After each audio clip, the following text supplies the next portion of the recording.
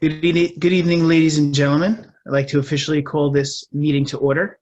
I would ask everyone to please stand for a moment of silent prayer and/or reflection as we continue to think about everyone who's been affected by the COVID pandemic, as well as everyone affected by Mother Nature's ravages across our country.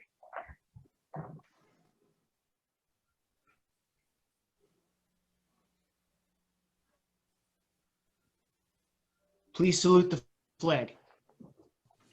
Pledge allegiance to the flag of the United States of America and to the republic for which it stands, one nation, under God, indivisible, with liberty and justice for all. Thank you.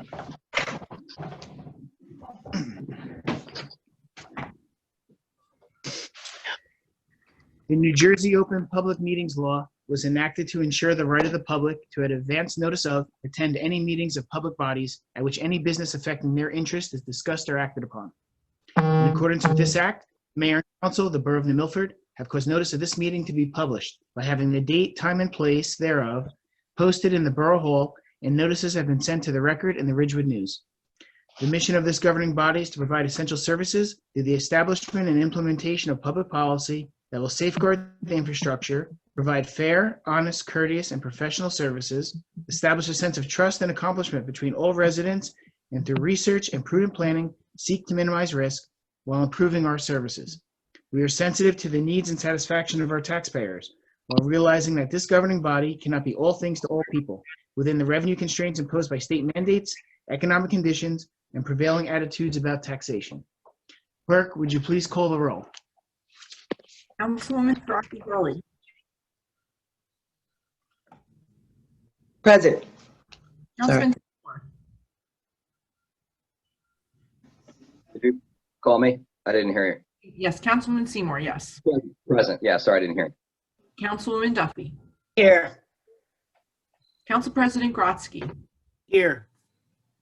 Councilwoman Sandhusen. Present. Councilwoman Grant. Here. Mayor Petrino. Here.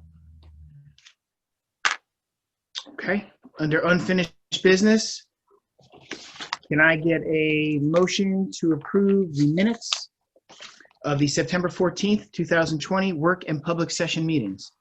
So moved. Second. All in favor?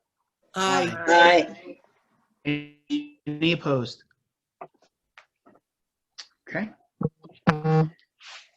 We have an ordinance adopted 2020:12, and when the clerk is ready, I would ask her to please read the ordinance.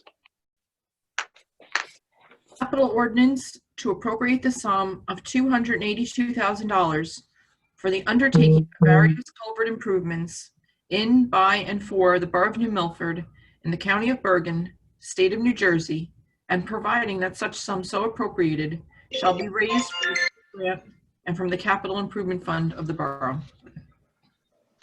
Okay, this is appropriating the financing for the 3 culvert repairs, and we will be using mainly a DOT, Department of Transportation grant. The culverts are on the Boulevard, Floral Court, and on Steuben Ave.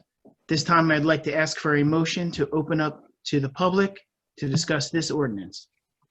So moved. Second. All in favor? Aye. Aye. Aye. Any opposed? Members of the public, you are welcome to ask questions or comment about this ordinance.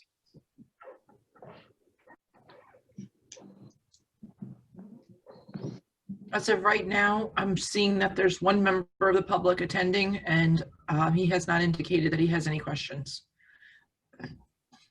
Motion to close to the public. I would ask for a motion to close to the public. So moved. Second. All in favor? Aye. Aye. Aye. Any opposed? I would ask for a motion to adopt this ordinance on its final reading. Motion. Second. May I get a roll call, please? Yes, Councilwoman Hurley. Yes. Councilman Seymour. Yes. Councilwoman Duffie. Yes. Council President Grotzky, Yes. Councilwoman Sandhusen, Yes. Councilwoman Grant, Yes.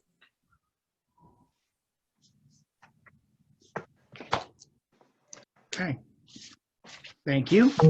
Let's move on to ordinance 2020:13.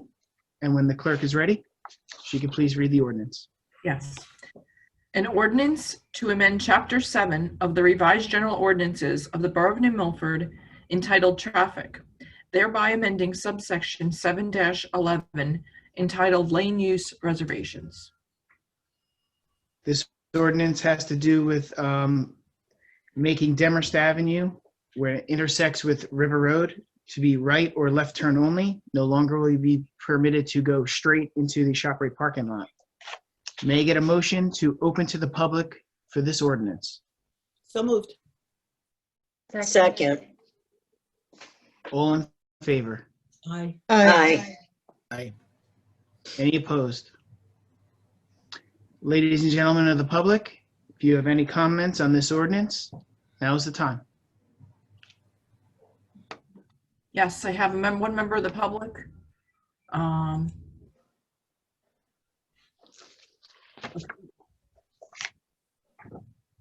Good evening, Mr. Mayor and Council. Can you see me? Yes. Yes. Yeah. Awesome. No, Great to be here but tonight hear as a you. resident of this wonderful borough and the only member attending this meeting. That's awesome. Listen, so I think that that's a great ordinance. I'm very familiar with the area. I live on Prospect Ave and I walk that walk occasionally, or very often, almost every night. My concern with that, I think that's a great idea. My concern with that is the lack of crosswalks right there. On River Road, there are no crosswalks, pedestrian crosswalks from Demiris on either side of Demiris across to the west side of River Road. So if you wanted to go from east to west on River Road and go into ShopRite, there are no pedestrian crosswalks. So that's just a concern. That's all I have. Thank you. I'm sorry, can you just state your name and your address for the record, please? Absolutely. My name is Frank Fiorenzo. My address is 71 Prospect Avenue, New Milford, New Jersey. Very good, thank you. Thank you. Councilwoman Duffie, did you have a question? Well, I just wanted to mention that not far from that intersection is a traffic light with, traffic signals, crosswalks, and, plenty of safety, safe places to cross. So it's not too far, but we appreciate the comment. Thank you. Sure. Okay, we Is do there have, anyone else from the public? we have another member attending. He's not indicated at this point that he wishes to speak at this point. Okay. May I get a motion to close to the public? So moved. Second. Second. All in favor? Aye. Aye. Any opposed? And to adopt this ordinance on its final reading. Motion. Second. Second. May I get a roll call, please? Yes, Councilwoman Hurley, Yes. Councilman Seymour, Yes. Councilwoman Duffie, Yes. Council President Grotzky, Yes. Councilwoman Sandhusen, Yes. Councilwoman Grant. Yes. Okay, thank you very much. We're going to move on to the new business section on the agenda. And item number 1 is the Domestic Violence Awareness Symposium. Councilman Seymour, take it away. Thank you, Mayor.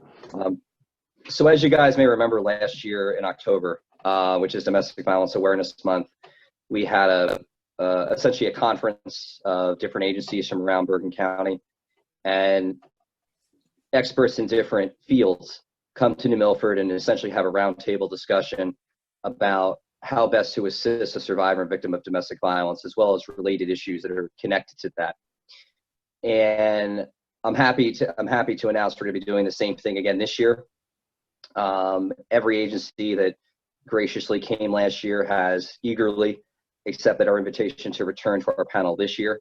We'll also be joined this year by Senator Loretta Weinberg. Judge Ronnie Joe Siegel is returning, as is our victim speaker from last year, Maria Rodriguez-Gregg, who's a former Assemblywoman. The event will be on Wednesday, October 28th at 6:30 p.m.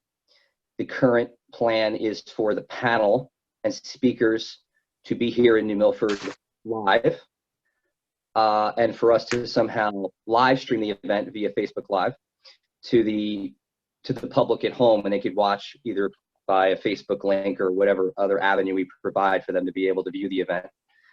We're going to create a method, probably an email account, through which viewers can email questions or concerns privately that they would like to have the panel asked anonymously, which we will then sort through and present to individual panelists, depending on the issue and the question and which particular expert's niche it falls within.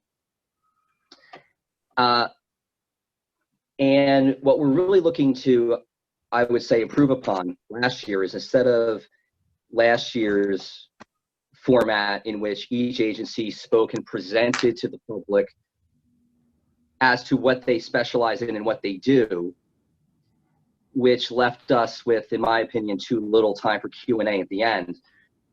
We're going to make this entire event interactive from the very beginning. So what do I mean by that? Well, Seton Hall Law School, which is my alum, has graciously offered to provide us with their family law clinic to help draft hypothetical questions and scenarios for our panel. And we're going to compile those scenarios in a program that, again, Seton Hall has offered to help us prepare in a behind-the-scenes capacity.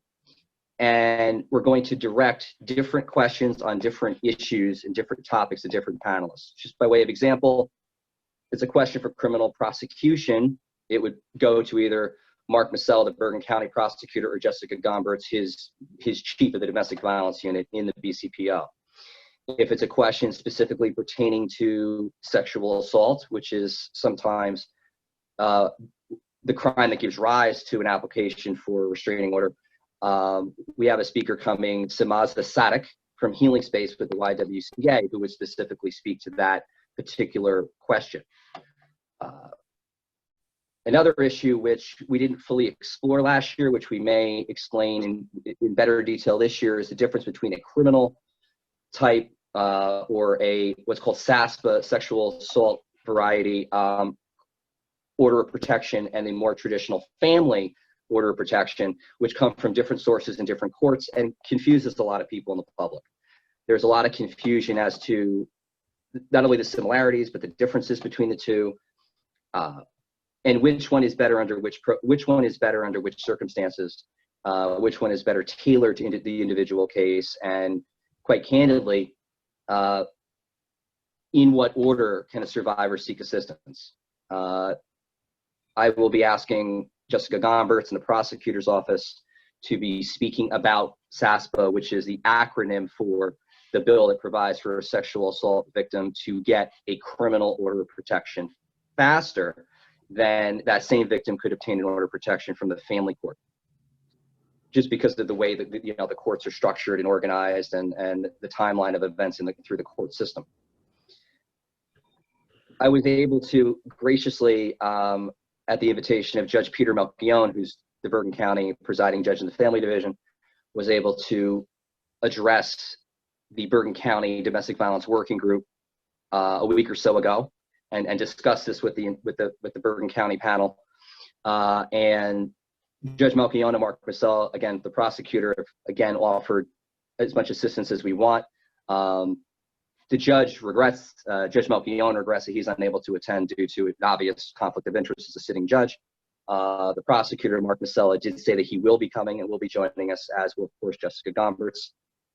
And the question was raised in this particular meeting by Judge Melchione: why doesn't Bergen County take New Milford's model that we've established here in New Milford and take it countywide? Because this is something that is done according to Judge Malpione, in Essex and other counties. Mark Masella seemed to be in complete agreement with this, with this notion. And to that end, I've also been invited by Chairwoman Mary Amoroso of our Freeholder Board to address the Board of Freeholders at next week's meeting to answer their questions about how we do this in New Milford and to make some suggestions and recommendations in terms of future time when COVID is thankfully no longer a concern for all of us, let's hope, when we can do just that. We can take the model that we have in New Milford and expand upon that and bring that to other parts in the county to help even more people. So things are coming together very nicely. What I would tell anybody in the viewing public who's watching this is, if you're a victim or survivor of domestic violence, or you know someone who is, please begin to spread the word of this event. As I said before, we're going to create an email account where we will read questions or concerns, or maybe just topics that you guys watching want us to discuss and talk about, because this event will be fully interactive. And our goal is to provide information to help as many people as possible. It could be, as I said before, a criminal restraining order, it could be a family restraining order, it could address a question to a single mother who's struggling and she's afraid of losing the financial support of her abuser and doesn't know where to go for help, not only for protection from domestic violence, but for support for her children if she suddenly finds herself without the financial support of her abuser. That's another topic that we can certainly address by way of this symposium. So again, any of you have questions, suggestions, topic of interest, we're going to have that email account set up, and we're going to start working on that right away. I'm going to be speaking with Seton Hall Law School tomorrow to start flushing out a little bit more of the program. And again, candidly and humbly, our goal is to help at least one person through this program.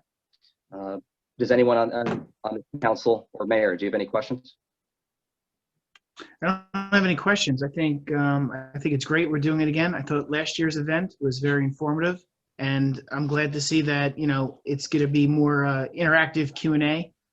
I mean, COVID threw a wrench into the actual event, but I think we're going to do this and it's going to grow. And I think you're going to incorporate some of this into hopefully next year's event.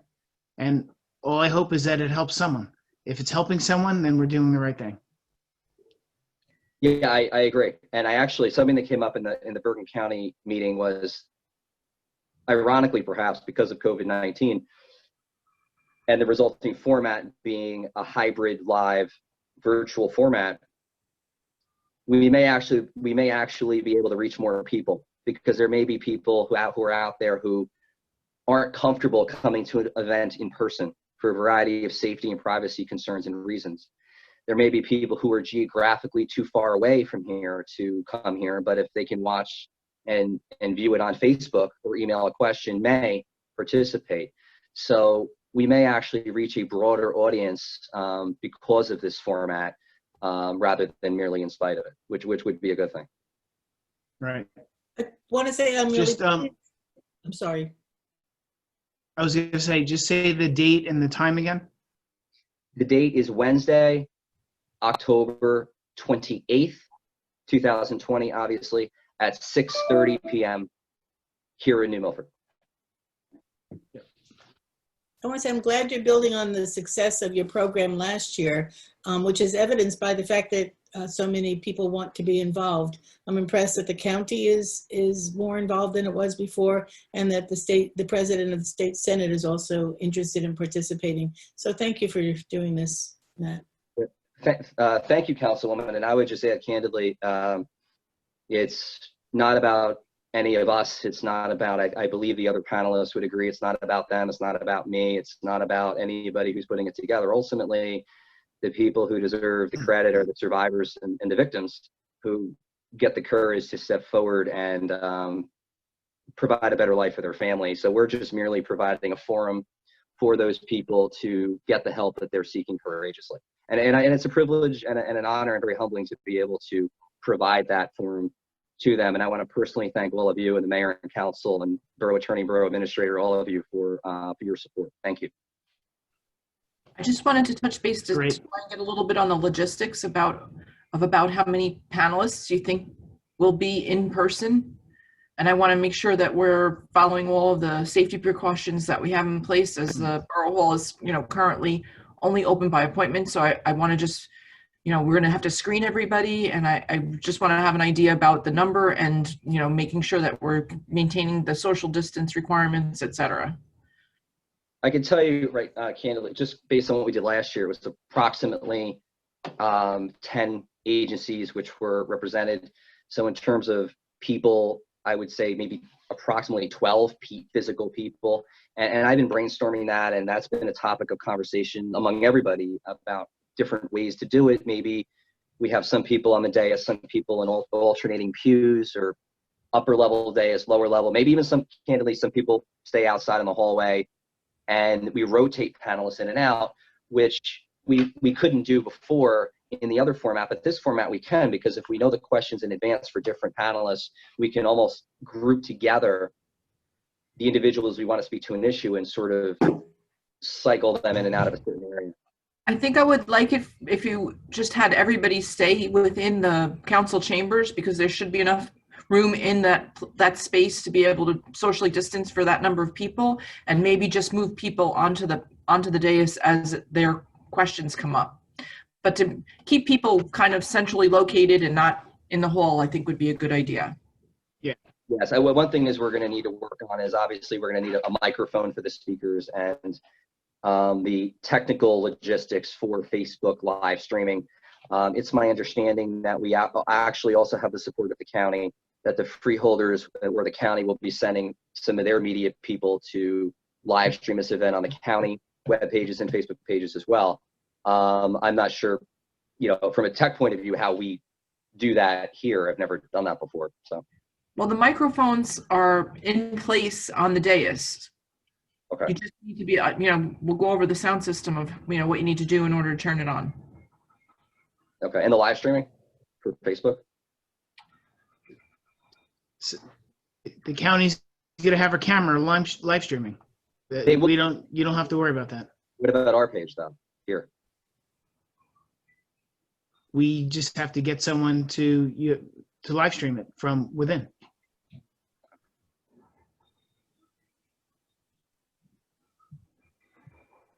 Any other questions for Councilman Seymour? Great. Oh, Good job, Matt. Thank you. Councilwoman Duffie has a question. I'm sorry. Matt, I know last year you partnered with New Milford Police Department. Will they have a role in that program this year? Last year we partnered with the prosecutor's office, you're right, the New Milford Police, and the Bergen County Sheriff's Department as well.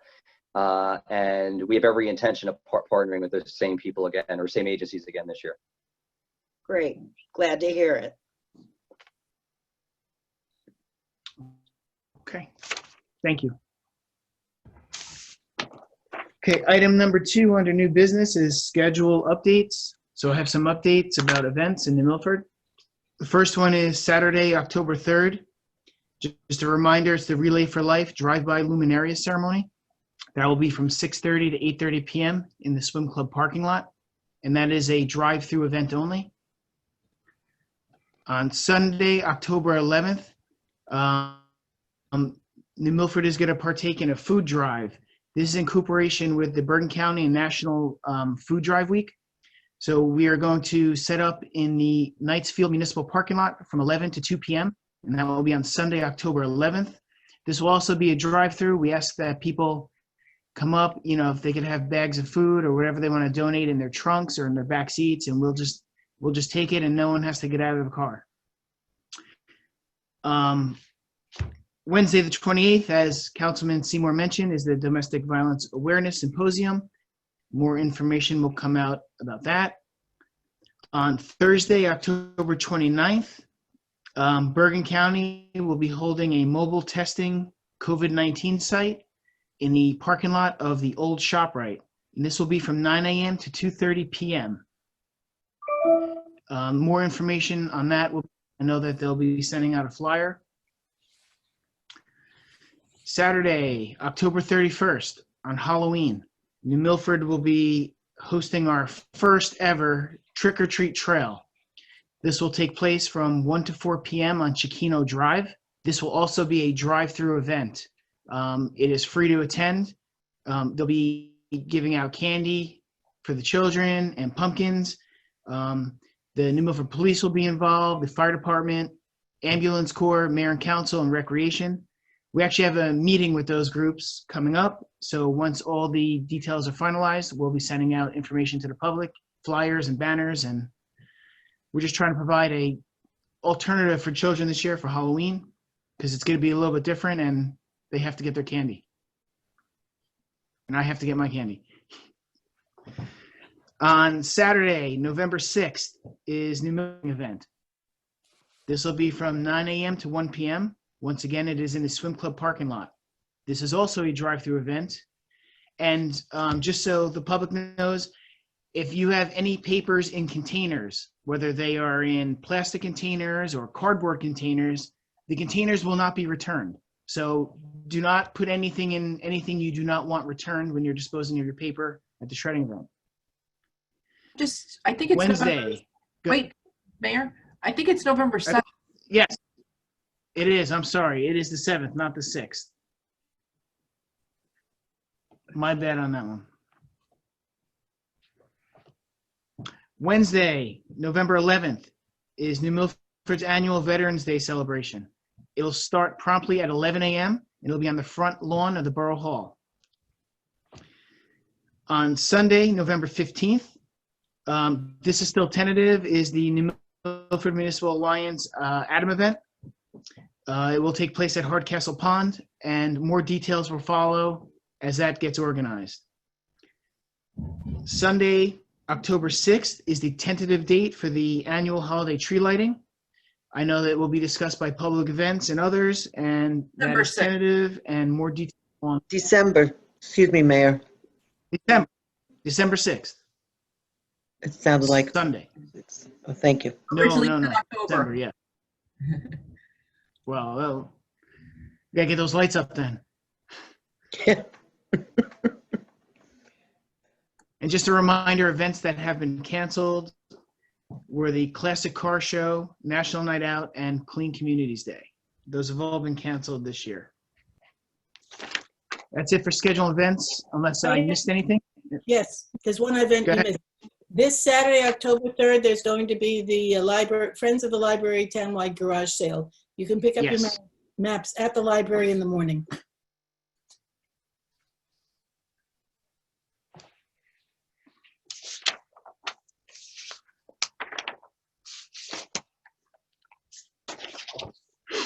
Great. Okay, Also, item number 3 is the administrative. Mayor, excuse me, also on October Go ahead. 13th, October 13th is going to be a flu clinic for seniors at Borough Hall. Yes, and You it's do going have to to- Yes, correct. be in the parking lot in the tent. And you have to register in advance, call the health department. Yes, and I know we're going to be putting out more information on that as well.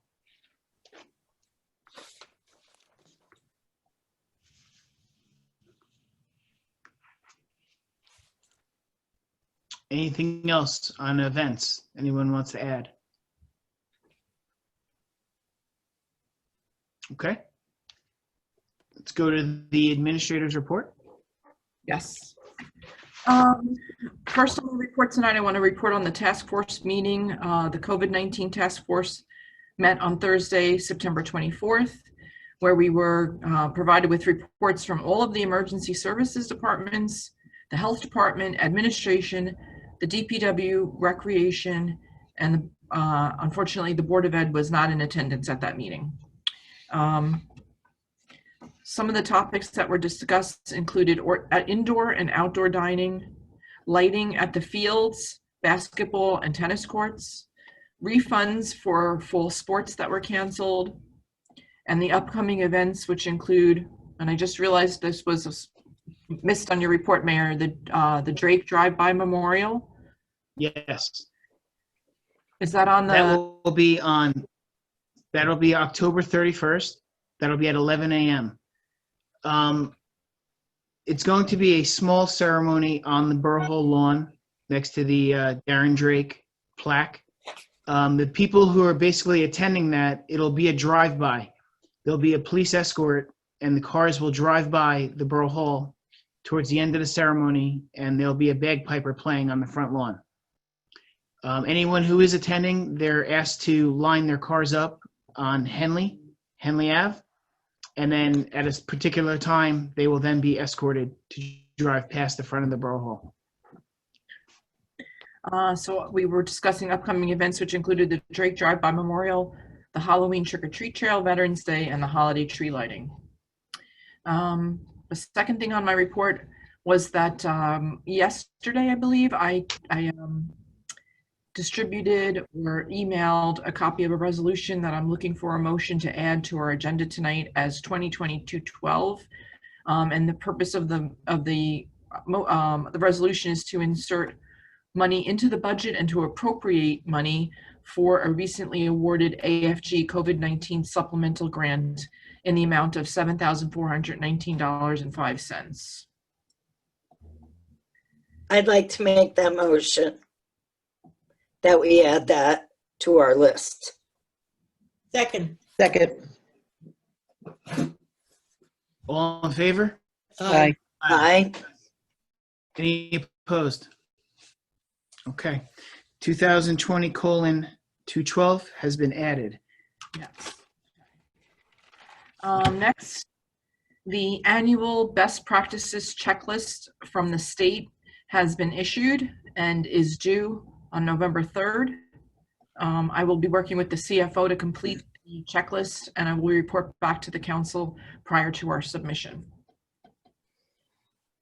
I wanted to report that there will be a resolution on our next agenda for the purpose of which is to authorize the request for qualifications for our 2021 professional appointments. It's hard to believe that it's that time of year, Wow. but it is. Yeah. We had our first meeting today with Seamless Docs to start the process of moving our forms and applications to an online platform, which would allow residents to complete applications online and submit payments online as well. This we discussed at a prior meeting, and this service would be in addition to, as opposed to instead of anybody who's interested in submitting a paper application. But it was one of the things that we looked at in terms of being able to reduce traffic in Borough Hall and to provide an additional service to residents who are unable to come in during business hours to submit things. I have to say, based upon our first meeting, I have high hopes, but it's a little overwhelming. All this technology is just, but we're going to get through it. The company that we're working with is very thorough. We had our planning meeting, we have our kickoff meeting, we have a bunch of meetings, and I'm happy. I'm confident that we'll be online with at least a good majority of our forms by the end of the year. Let's see.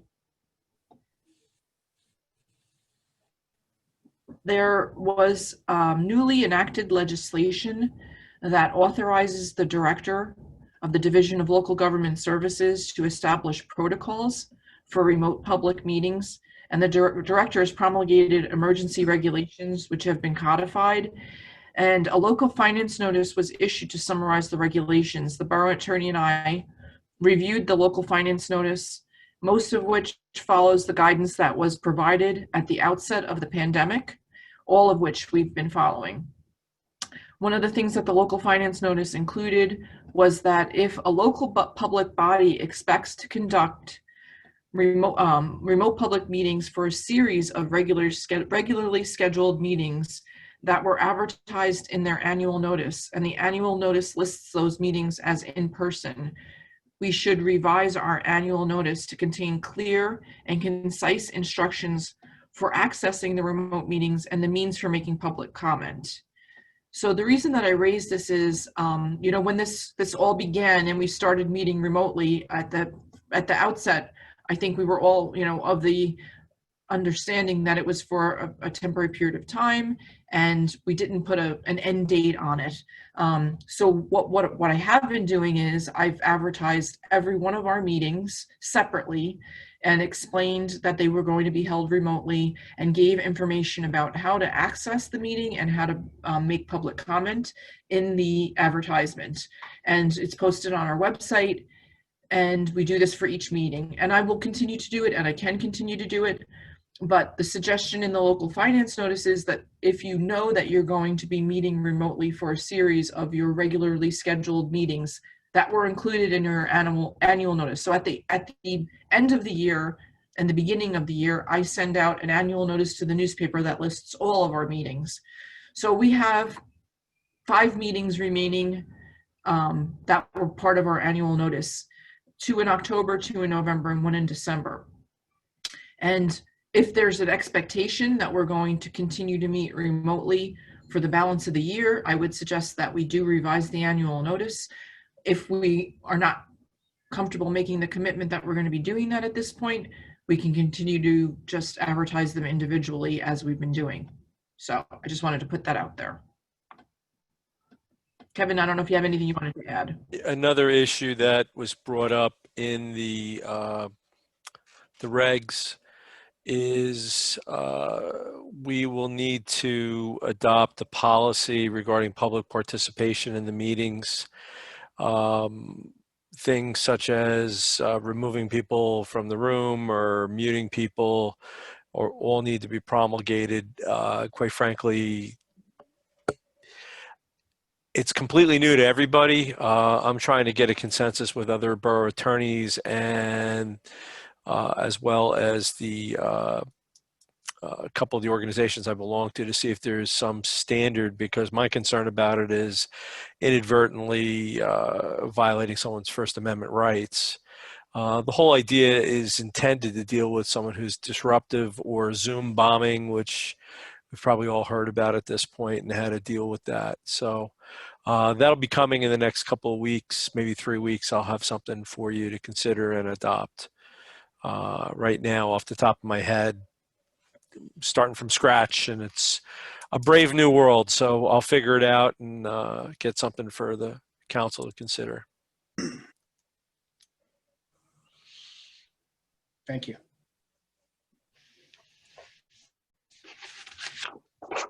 Are we thinking we want to So go do you, individual notices or a revision of our annual notice? I think we're going to be meeting remote for the balance of 2020. So I think you can revise the notice to make that consistent.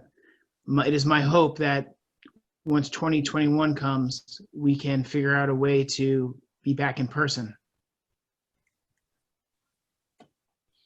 Unless anyone else disagrees with that. That sounds about right, Mayor. Remains to be seen what happens. Okay. Certainly through to the end of this year, absolutely. Right. Yeah. Yeah, the hope is to go back in January. If I may, I do have a follow-up question to the borough attorney and to the borough clerk on this. ahead. When you're speaking about addressing, I'm curious, is it possible, or is there any intention, or is there anything about addressing accessibility for online meetings, as in closed captioning or ASL, American Sign Language interpreters? Is there any, are there any guidelines about that? There was nothing in the regulations that came down.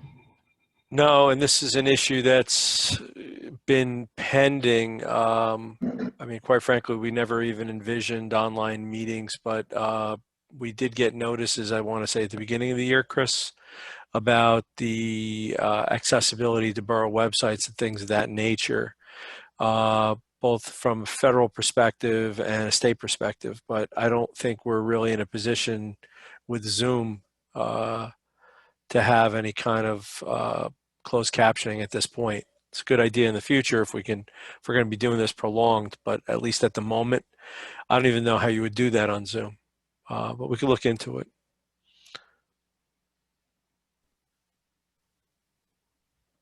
I did look a little into whether or not that was something that we can do on the videos that we're posting of the meeting. And it's not something that we can add on. It's something that you have to, it's like something you purchase, and there's work involved with proofing, etc. There was not an easily available method through Zoom, Facebook, or YouTube to make that happen. And I mean, of course, it's something I would fully support, but it's also something that that benefit doesn't exist at an in-person meeting either. So it's not that there's a lesser amount of service by virtually meeting. We're still offering the same amount of information that we are virtually that we would be in person. Thank you. Just two other quick things. The first is that the Borough Hall is closed on Monday, October 12th in observance of Columbus Day, and therefore that means our next meeting will be pushed to Wednesday, October 14th, 2 weeks from tonight.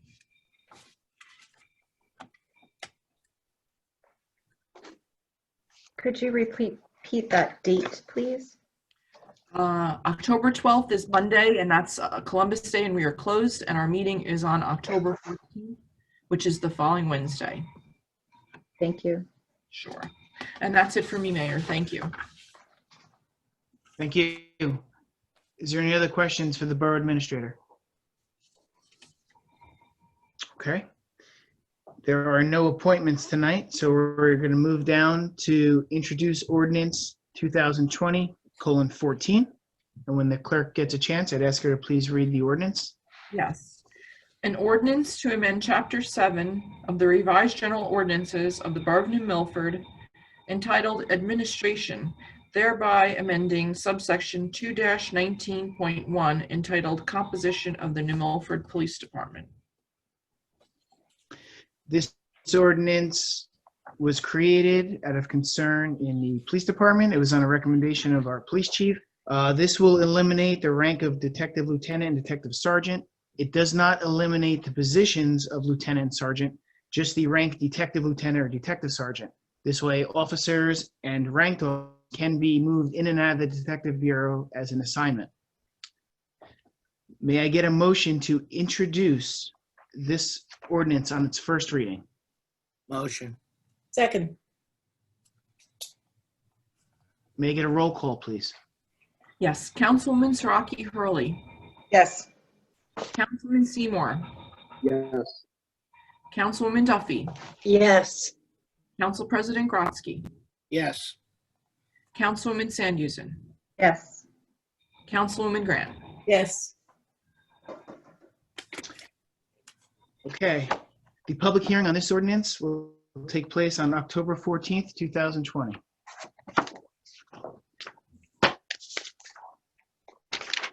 So we added resolution 2020:212. That is the DLGS/AFG resolution. Are there any other resolutions that you have questions on or need to be pulled out for further discussion?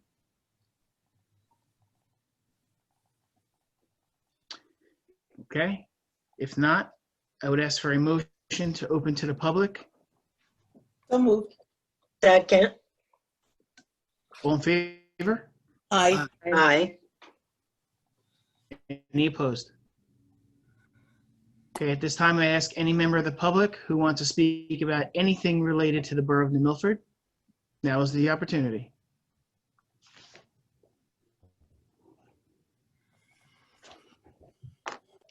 Yes, I have a member of the public that I've just added to the meeting. Okay. Unmute. Mute. There you go. Can you hear me? Yes, please state your name and your address, please. Yeah, it's Patrick Crane, 255 Prospect Ave.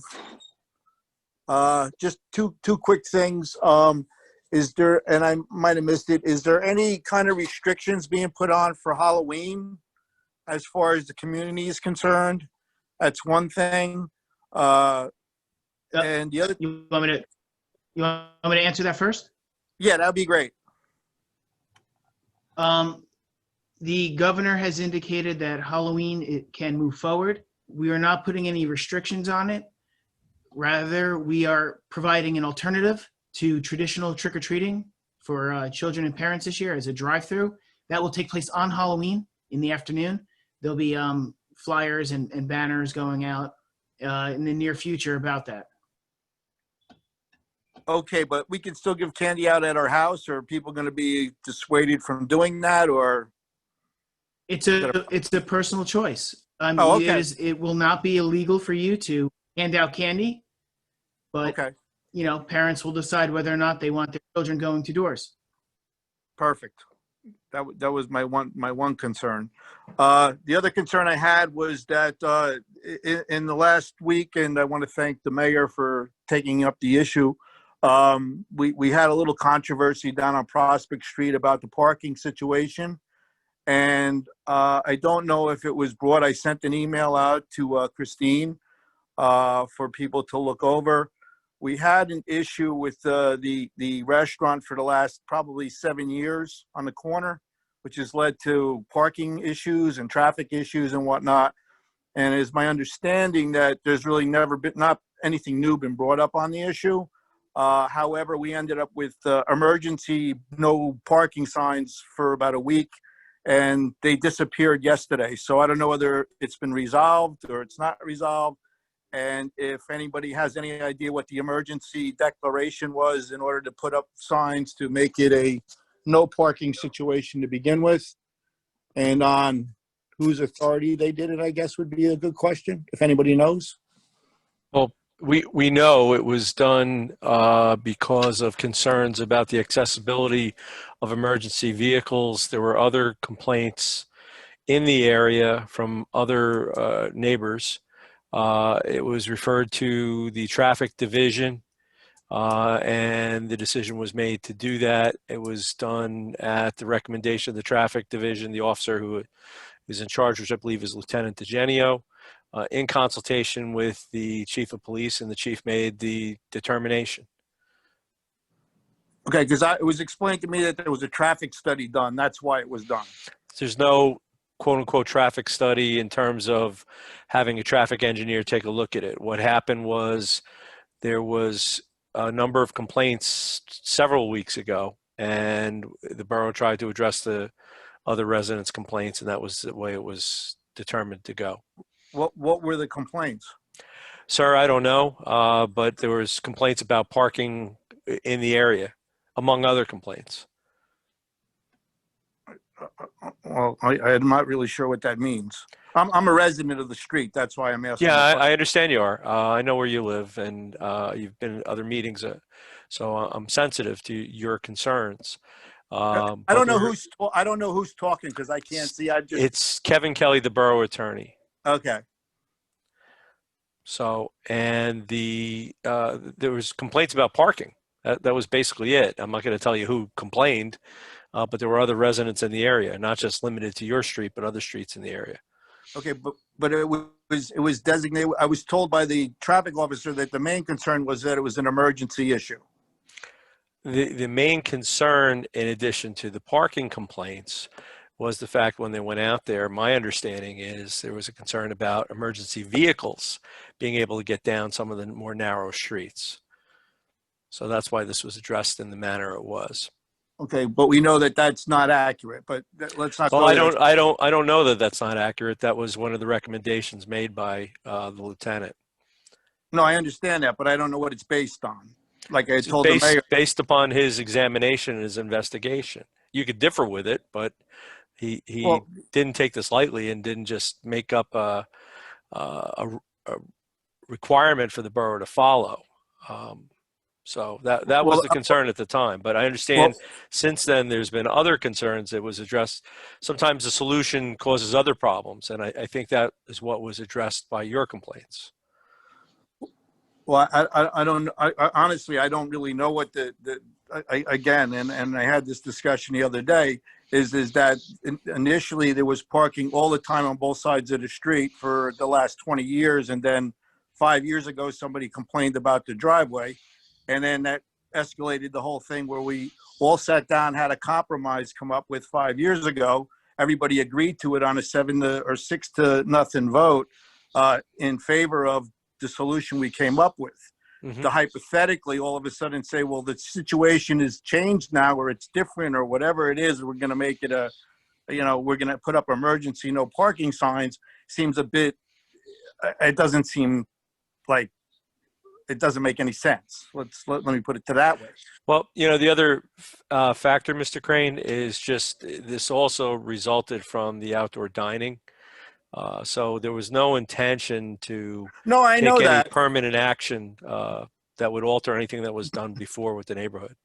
Well, again, and when we asked that question, the resolution that was brought to us was that, yes, it was going to become permanent. That was represented. That's the first I'm hearing of it. I don't know that that's the case.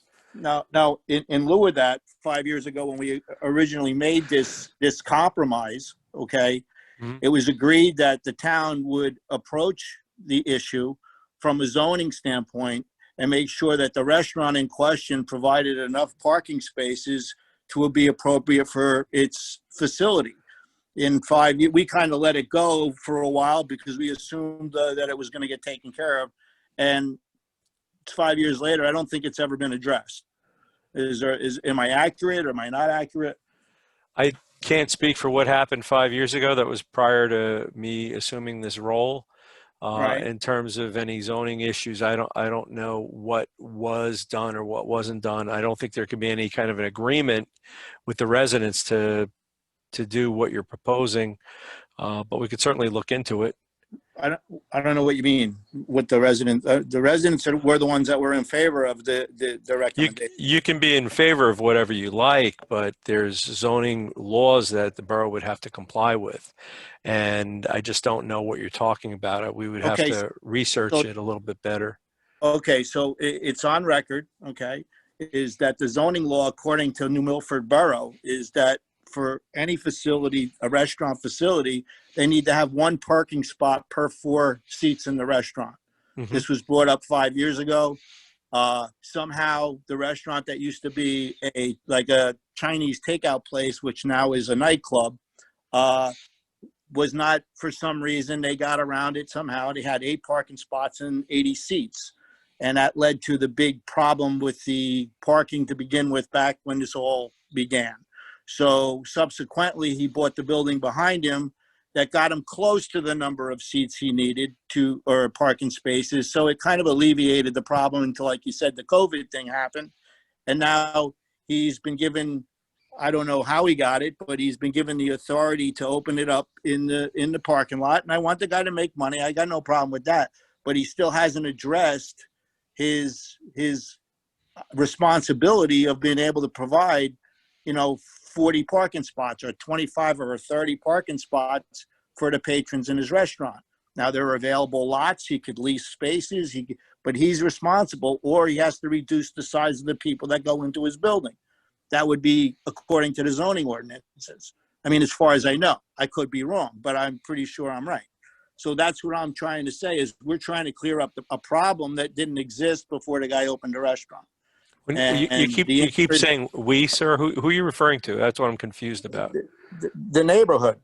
When we did this, it went through the first time with nobody even having any knowledge, and it passed that they were going to take away parking on the west side of the street. I guess it's the west side. Right, and I remember some of that. So you kept referring to we, and I didn't. I mean the neighborhood because for whatever reason they call me. So it becomes all right. Well, for right now, you're not the spokesman for the neighborhood. You're not an attorney. You're a citizen addressing these complaints. So that's the way I'll take it.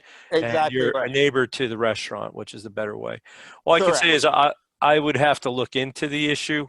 The way the parking lot was used for the temporary dining is it was pursuant to a permit that the borough allowed basically in compliance with the governor's executive order, trying to keep the restaurants surviving during COVID. And the borough issued these temporary outdoor dining permits, which will expire, I believe, at the end of the month, unless the governor extends it and then the borough extends it. But there's a limit to what you can do in the Northeast outside. No, I understand. dining. All I'm saying is that when that ordinance was passed, or that was done for the benefit of the restaurant, it doesn't exclude having to not meet the other codes. You know what I'm saying? So he Yeah, no, can't. I don't disagree with you. I mean, this was a temporary measure in extraordinary times. Right. No, If there's a non-compliance issue that we're not aware of, we'll have to look into it. and that's all I'm saying. Okay. And then I don't know, and I guess you guys can, I don't know if somebody can summarize this in 2 seconds, but they did come and you said that the police decided it was an emergency. I don't know what the emergency was, but you're saying it's them. So they have the authority without any, so there doesn't need to be an executive order from the mayor in order for them to shut down half the street. No. If the chief of police determines it's necessary to do it, he can do it. It's within his authority, and that's what was done. Okay. And it was in response to neighbor complaints. It wasn't just that he unilaterally decided to do this. I'm just telling you how it happened. I'm aware of how it happened. So. Okay. All right. Well, I'm just saying that I mean, it didn't really, as far as all the neighbors I talked to, they knew nothing about it. So they didn't complain about it. We've complained about the parking and the traffic because it's insanity at times, but it doesn't alleviate it by taking away the parking. I guess is the same argument we had years ago, because what happens if you take it away, the employees park on the side that's available to the residents, then we have no parking, and everybody that lives here has to park 4 blocks away to get to their house. That's a direct result of not enforcing the original zoning laws or the new zoning laws, and the removal of this because allegedly it's a traffic emergency or whatever it is. It's a whatever. I don't even know what it is, but it's like you said, the police chief said. So I guess I would need to talk to the police chief in order to find out what the. You're talking to who you have to talk to, and I told you what happened. So there's nothing else that's going to happen. If it's something that the chief wants to rescind, I understand the mayor was out there. I don't know if he can add anything that occurred over the last couple of days. The signs are gone. That's why I'm asking. Okay. I don't know if the mayor can fill us in. The police have removed the signs. They are still looking at options. They're still looking at the area. They're still studying it. You know, they want to make sure that everything is done and that the street is safe for the residents on the street and the people that are using the street. And we had this conversation, and I thank you, Patrick, for taking the time to meet with me on your street. We actually met twice, so thank you for doing that. I don't want to do it. I just want. I hear you. Okay, so again, I mean, I don't know that they're. I mean, they may be doing it. I don't know why they're doing it. That's the point. I know that there's a traffic. This traffic officer made a statement which wasn't accurate, and we're basing a decision on something that we're saying that he can do it because he's. Patrick, I don't mean to cut you off, but your 5 minutes is up on the Robert's rules. No decision has been made. No decision has been made. The entire area, not just your street, is being looked at and studied because we have traffic issues there. But no decision has been made. And if any decision is going to be made, you're going to be well aware of it ahead of time. So thank you. All right. Thanks, guys, ladies. And in addition, if I could just follow up, Mr. Mayor. Sure. And I don't want to belabor the issue, but there were definite complaints. Well, you may be speaking to some neighbors. I don't know if you're speaking to all the neighbors. We're not making this up. The borough tried to do this in response to other concerns. The chief was at a council meeting and addressed some of these issues on one of our Zooms. I can't recall which one it was, but it was in the last 60 days. And they were studying it. This is an attempt to resolve an issue. Another issue was quality of life things that were going on, and the chief has been focused on that and has stepped up patrols in the area to stop some of the rowdy patrons that are leaving the bar or maybe getting into activity that disturbs other people. And this council was very concerned about that as well. And that was taken seriously. And if there's anything that's going on in the area, we had asked the public to call the police because that would get a response within 2 minutes. They've put patrols just dealing with those issues. I don't know if you're experiencing any other issues there, but it was a number of issues that came up at once. And as the mayor said, it's a work in progress. We can't solve everybody's problem there. We'll do the best that we can. Unfortunately, you may go home tonight and say, well, I don't want them there. And the other neighbors are going to say, where did the signs go? I don't know. But, we'll try to come up with something that solves the problem to the best of our ability. I appreciate it. The other issue we'll definitely look into. We got to research it, though. Yeah, and just I'll end on this. Now, they brought up that somebody might be moving into the other restaurant or all of this can increase traffic, blah, blah, blah. Again, the zoning thing you guys have to approve the COs, I assume, on a lot of these things. I mean, so this has to be done before somebody can be given a CO. He's got these other restaurants that they're going to open can't be just able to say, well, there's public parking, on Prospect or there's not or whatever. I mean, we can't speak in hypotheticals when we're governing. There's nothing before us. There's a lot of rumors about a lot of things over there, but any change that would require a zoning approval will go to the zoning board. It would have to go to the zoning officer first. I don't know what happened. I can't speak for the other restaurant. I hear you. If there's a restaurant going into a previous restaurant location, it's not going to go before the zoning board. Yeah, that's a good point. Understand that it's a permitted use in the zone. We don't have the requirement of change of tenant, I don't believe, requiring any kind of zoning review.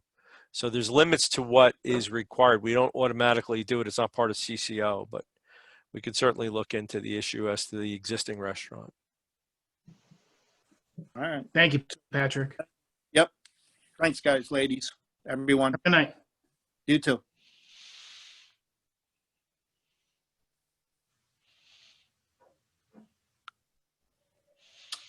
Anyone else from the public?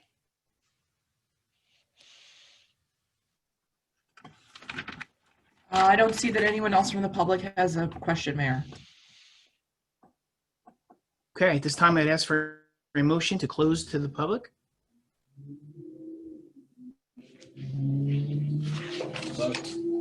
I think we got a motion from. Can I get a second? Second from Councilwoman Siraki Hurley, but they're both on mute. And Grant. It's Grant and Hurley. Yes. Sorry. All in favor? Aye. Any opposed? Let's go around the table before we do the resolutions. Let's start with Councilwoman Siraki Hurley.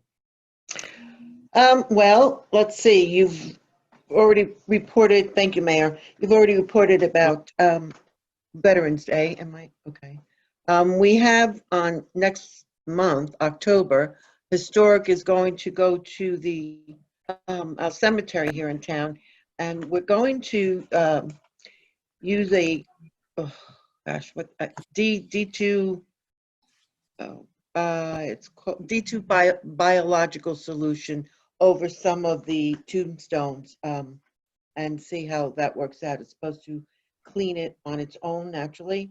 Other than that, there's really our senior center. I don't know if anybody just recently saw our director put out the her schedule for the month. It's quite busy, to say the least, with exercise programs on the field, yoga. So our seniors are being kept quite busy. Other than that, things have been rather quiet. Thank you. Thank you. Council President Grotzky. I have nothing at this time, Mayor. Thank you. Councilman Seymour. The only thing I would add is we're having our rent leveling board meeting virtually tomorrow night at 7 o'clock. Rent leveling tomorrow, 7 o'clock. That's what I heard. Yes. Virtually, yes. Thank you. Councilwoman Duffie. Thank you, Mayor. October is a busy month for the health department with the flu clinic as well as COVID testing coming into town. So the mayor gave those dates earlier. We are continuing our review of some of the, what do I want to call them, our regulations and our response to the COVID virus. And so that's an ongoing thing with the Board of Health. Beautification will be decorating the town with the help of the DPW in the next couple of weeks.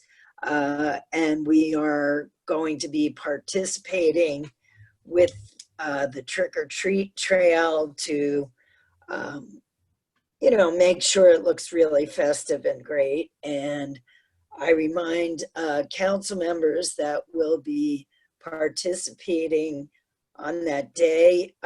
Costumes are required, so you better get creative. So we'll be doing that. It should be really nice. And of course, beautification is going to have some money left. And we certainly don't want to return it to IRA in the budget committee. So if we have some time before deep winter comes, we may do some extra planting around town, as well as some decorating in December. So something we've never done before, but we may be doing that. That's really it right now. That's takes up a lot of time, and I will be happy to be participating in the food drive. I think it's a really great cause. So that's my report. Thank you, Councilwoman. May I ask a question in regards, pardon me, in Yeah. regards to the mobile testing that's going to occur this month? So we know it's going to be for definitely residents of New Milford. Is it for residents of the county or particular towns? Whatever towns the county groups up with us, they will be a part of it. Kind of like when it was hosted in Ordell and New Milford was a part of it. Ordell, New Milford, and I believe River Edge as well. So whatever towns they group us with will be welcome at this site. Okay. And I believe it's going to be 6 towns. Because Do we know what towns? I don't off the top of my head, but I can get it for you. Thank you.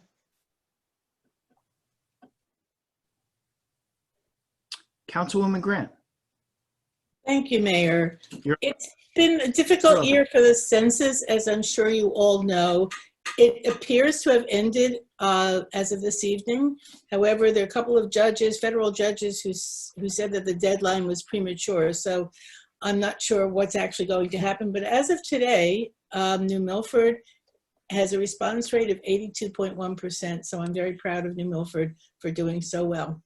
And particularly since New Jersey has a 69% response rate. So we've done very well and much better than we did 10 years ago. So thank you, everybody, for participating. And if the deadline is extended and you haven't done it, do it. Thank you. What was New Jersey's percentage? New Jersey was 69%. Thank you. You're welcome. Thank you. Anything else? No, that's it for now. Thank you. Thank you. Councilwoman Sandhusen. Thank You're you, up. Mayor. I would like to share that the New Milford Municipal Alliance at their last meeting had a presentation by Matt Gray, who is the program manager of the support team for Addiction Recovery and Family Support Center program and for Care Plus New Jersey. So he spoke about the services that are offered there and and the need, the growing need that the pandemic is creating, and the services that they provide for families. It was very informative. And the Green Team had their organizational meeting last night. So we can all celebrate that something very positive coming through the pandemic. It's been an adventure, and I'm very proud of this group because they are a bunch of doers, and they are taking on, at their first meeting, it came to their attention that there is the Sustainable New Jersey Gardener, hold on, I've got all these papers. There's a grant available that's due October 30th. There would be, their goal is to submit an application to do some data and analysis on the municipal fleet. This action also counts towards Sustainable Jersey points, which is a primary goal of the Green Team.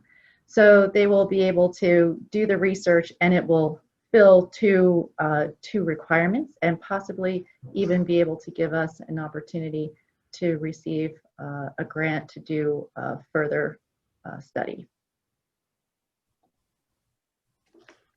Great. Anything else? I am complete. Thank you. Thank you. On my end, historic Newbridge Landing, we're trying to coordinate a meeting between the heads of the DPWs, between River Edge, Teaneck, and New Milford, just so we can sit and talk about the area on each side of the bridge where all the, invisible boundaries are. It's just to coordinate everyone's on the same page when it comes to street cleaning or trimming branches, garbage pickup. So we've been trying to get that together for a few months now. COVID got in the way, so we're going to try to move forward with that. That's it from historic Newbridge Landing. Anything else from you guys? If not, I would ask for a motion to approve resolutions 2020:209 through 2020:212. So moved. Second. All in favor? Aye. Aye. Aye. Any opposed? Okay. If there's no other business before this council, I would ask for a motion to adjourn. Motion. Second. All in favor? Aye. Aye. Opposed? Well, thank you, ladies and gentlemen. Thank you, ladies and gentlemen of the public, for attending. And we'll see you. Our next meeting is October 14th. Correct, Chris? Correct. Okay. Bye, Thank you. everybody. Thank you, everyone. Good And night, everybody. Good night, Have a good evening. everyone. continue to be Bye, everybody. Stay safe, stay healthy.